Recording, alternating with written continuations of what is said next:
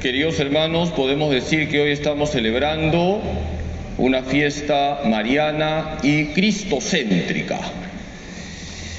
Estamos uniendo dos acontecimientos que están relatados en el Evangelio según San Lucas: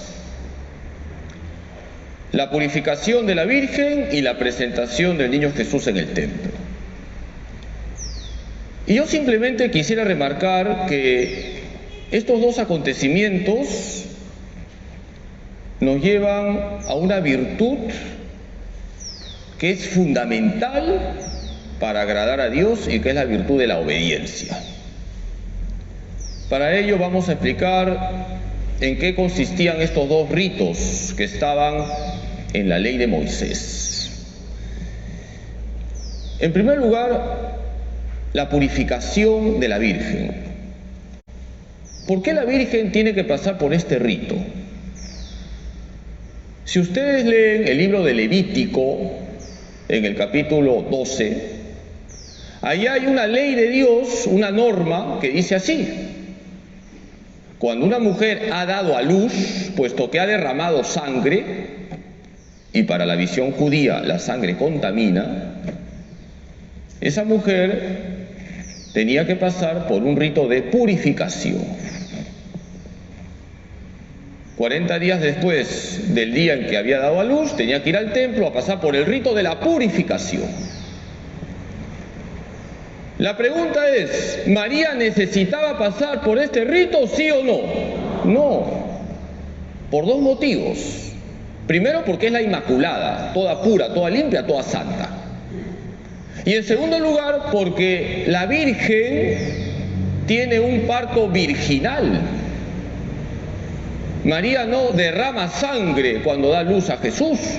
María es virgen antes, durante y después del parto. Sin embargo, la Virgen, obediente a ese precepto, pasa por el rito de la purificación. Queridos hermanos, aprendamos de la Virgen a ser obedientes. Vamos ahora al segundo rito, el rito de la presentación. Si nosotros leemos el libro del Éxodo y vamos al capítulo 13, ahí tenemos otra ley, otra norma de Dios. Estamos en el Antiguo Testamento. ¿Qué decía esa norma? Que el primogénito varón tenía que ser llevado al templo y entregado ahí como señal de que el primogénito era de Dios, estaba consagrado a Dios. Y los papás, para recuperar al niño, tenían que dejar una ofrenda.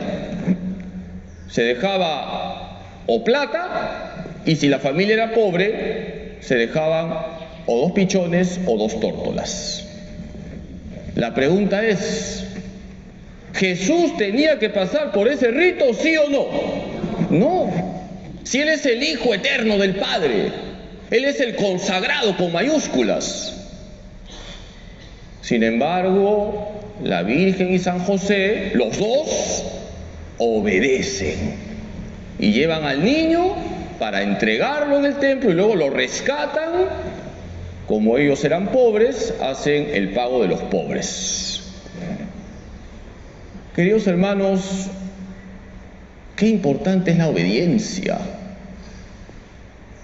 La Virgen no le dice a Dios: ¿yo por qué tengo que pasar por ese rito si yo soy pura? No, ella obedece. La Virgen y San José no le dicen a Dios: ¿por qué tenemos que llevar a tu hijo al templo si él es tu Hijo eterno? Ellos obedecen. Y si nosotros nos fijamos en los otros dos personajes que aparecen en el Evangelio que hemos escuchado todos, esos dos personajes también son muy obedientes. ¿A qué personajes me refiero? Simeón y Ana. Eran de los Anahuim, los pobres de Yahvé, aquellos que obedecían siempre a Dios, los justos. Y fíjense cómo Dios bendice la obediencia de Simeón y de Ana. Los dos se encuentran con el niño Jesús. Queridos hermanos, estamos viviendo en un mundo que pisotea la santa ley de Dios.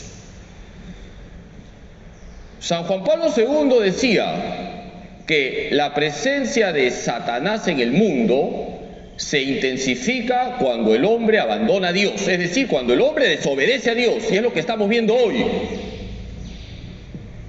Lo que más se pisotea en el mundo es la santa ley de Dios, por eso estamos mal. Hoy hemos iniciado esta Santa Misa con el rito de la bendición de las candelas, es decir, las velas encendidas. Yo no he bendecido velas apagadas, he bendecido velas encendidas. ¿Por qué? Porque tú tienes que ser una vela encendida,